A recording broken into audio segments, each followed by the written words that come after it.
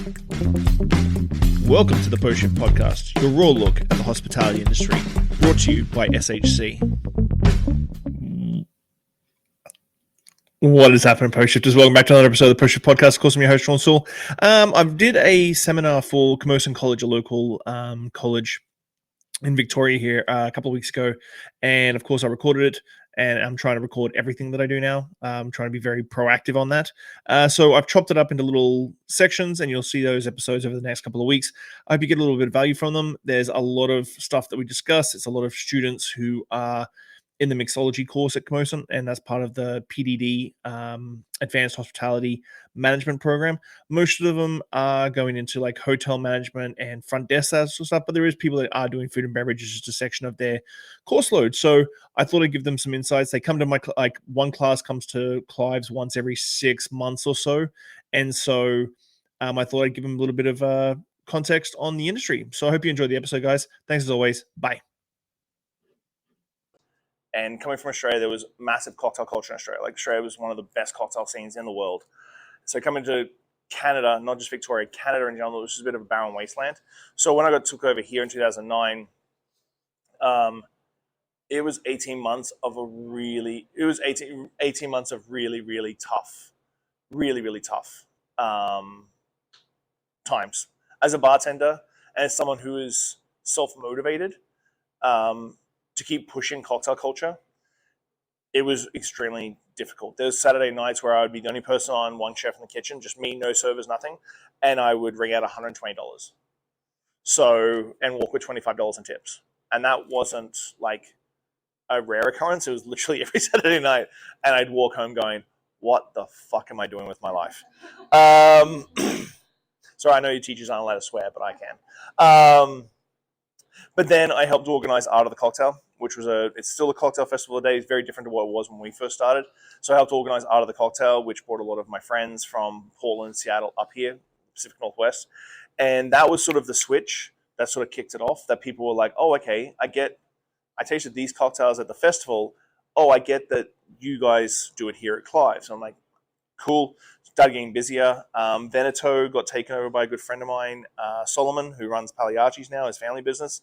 That sort of second venue sort of like put two anchors in the city, and people started coming to both places. And that was sort of the only two places that were doing decent cocktails for a number of years. And so we literally went from me and a couple of staff during the week to having a full team in a space of like 3 months, and going from $120 a night on a Saturday to $4,000 a night on a Saturday.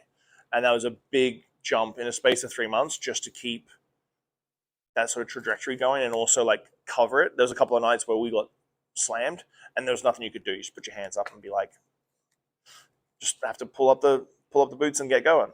So cocktail culture was really slow in Victoria, but once it like lit, it was here to stay. And then slowly but surely, like, I left here and opened up Little Jumbo. A couple of other places started really doing good cocktails, and then people who were coming to the Drinks Academy stuff were then opening their own venues and pushing their cocktail culture. So it sort of spread like a nice, like, everything. So like, I love it now. Like, if I go to Darcy's, like, don't usually go to Darcy's, but I can go to Darcy's like after a staff party and get a Negroni. I'm like, my job's done. Like, I've done my job well. If I can get a Negroni anywhere, Negroni is my number one favorite cocktail. We have it on tap here. And so if I can go to a place like Darcy's and get a good Negroni, I'm like, we're set in Victoria. So it's now like mainstay in Victoria now. Cocktail culture is a very much a thing. So, but in the early days, like, I try and explain to the youngsters, like, it was tough. Like, Victoria and Canada as a whole was not very forward when it came to cocktails. And then just the stuff you could get. So like, I remember when China hit the market. I remember when you can get maraschino and violette, so you can make aviations. So I remember when those hit the market, and that was like, holy shit, that's awesome. And so we're trying to keep up with what the US is doing, but we couldn't get the product. So it was tough in the early days, but it paid off tenfold. Like, so I was wondering, I'll ask you a question on that. Like, how do you stay motivated during that time when it was just so down and out? And then I was young, naive, and stupid. I thought you would sing through Negroni. Well, that's the funny thing is, back then Negronis weren't my favorite drink. Like, I tasted Campari. I remember tasting Campari for the first time in like 2002, I was running a little neighborhood pub, and I brought cocktail culture into it. Because I won my first cocktail competition in like 2001 when I was 21 years old, 21 years old. And I remember tasting Campari for the first time. I was like, who the hell would drink this? This is gross. And then started pushing a little bit further. Even when I discovered a friend of mine discovered the Toronto, and I tasted the Toronto for the first time, which is rye whiskey, Fernet Branca, a little sugar syrup, and Angus bitters. I was like, this is still nasty. And I remember that, but now I'm like, I can drink these all day long.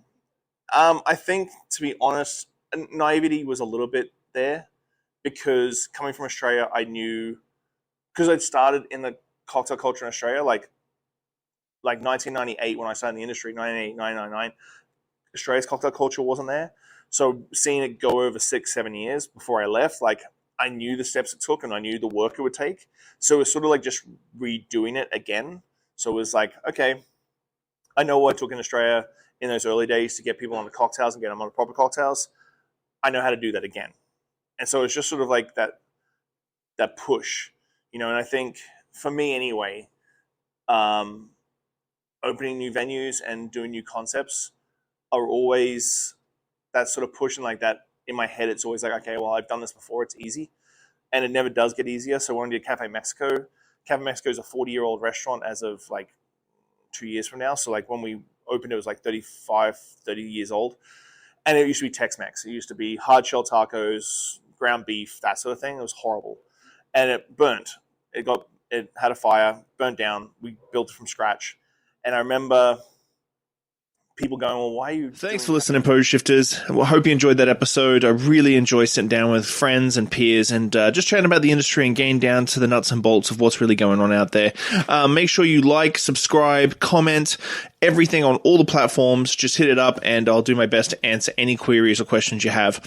I'll see you next week, guys. Bye.